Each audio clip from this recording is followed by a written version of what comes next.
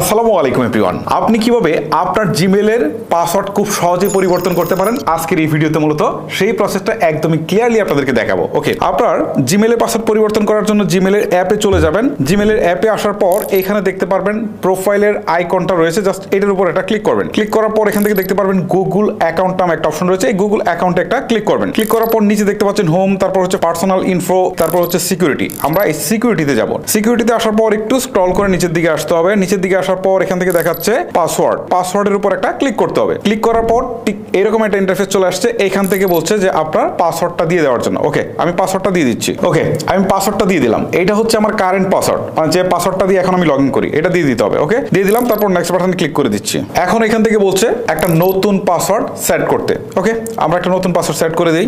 এখন নতুন পাসওয়ার্ড যেটা উপরে দিয়েছি সেম পাসওয়ার্ডটা এখানে কনফার্ম নিউ পাসওয়ার্ডের জায়গায় বসাতে হবে। আচ্ছা, এখন দেখেন আমার পাসওয়ার্ডটা কিন্তু নিচ্ছে না। এর কারণ হচ্ছে আমার পাসওয়ার্ডটা স্ট্রং হয় নাই, একদমই সিম্পল একটা পাসওয়ার্ড দিয়েছি। এখন স্ট্রং পাসওয়ার্ড কিভাবে দিবেন? ধরেন একটা ক্যাপিটাল লেটার দিবেন, একটা স্মল লেটার দিবেন, বিভিন্ন সংখ্যা দিবেন, চিহ্ন দিবেন। এইগুলো দিয়ে আপনারা যদি পাসওয়ার্ডটা দেন আর ডিজিটের মধ্যে, তাহলে সেটা স্ট্রং হবে। যেহেতু আমি একটা সংখ্যা দিয়ে দিয়েছিলাম, এটা খুবই একটা নর্মাল পাসওয়ার্ড ছিল, এই জন্য এটা নেয় নাই। সো আমি একটা স্ট্রং পাসওয়ার্ড দিয়ে দিচ্ছি। ওকে, এখন আমি স্ট্রং পাসওয়ার্ড দিয়েছি। এখন পাসওয়ার্ডটা সে নিয়েছে। এখন আমি যে কাজটা করবো, নিচের দিকে চেঞ্জ পাসওয়ার্ড নামে একটা অপশন রয়েছে, জাস্ট এখানে ক্লিক করে দিব। ক্লিক করে দেওয়ার পর আবারও এখান থেকে বলছে যে চেঞ্জ পাসওয়ার্ড কিনা। সো আমি এখানে আবারও চেঞ্জ পাসওয়ার্ডে ক্লিক করে দিব। এখন কিন্তু অলরেডি আমার পাসওয়ার্ডটা চেঞ্জ হয়ে গেছে। এখন যদি আপনি অন্য কোনো ডিভাইসে লগ ইন করতে চান, তাহলে এই নতুন পাসওয়ার্ডটা দিয়ে আপনাকে লগ ইন করতে হবে।